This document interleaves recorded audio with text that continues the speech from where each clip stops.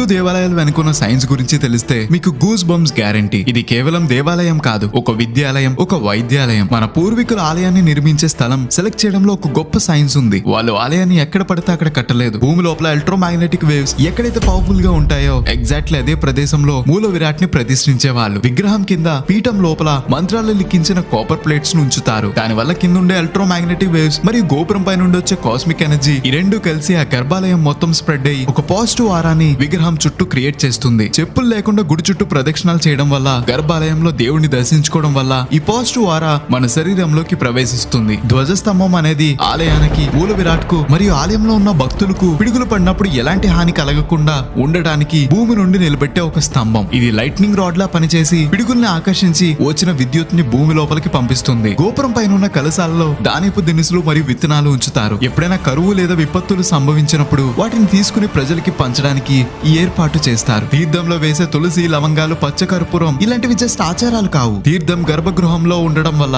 లోపలున్న శక్తిని గ్రహించి ఆరోగ్యాన్ని బాగు చేసే ఔషధంలా మారుతుంది. ఇది వేల నాటి ఆలయాల నిర్మాణం వెనుకున్న సైన్స్. ఇది మన సనాతన ధర్మం అని గర్వంగా అందరికీ షేర్ చేయండి. దేవాలయం వెనుక ఇంకా ఎన్నో రహస్యాలు ఉన్నాయి. అవన్నీ పార్ట్ 2 లో చెప్తా. అంతవరకు గోదావరి స్టేషన్ ని ఫాలో అవ్వాలి మరి.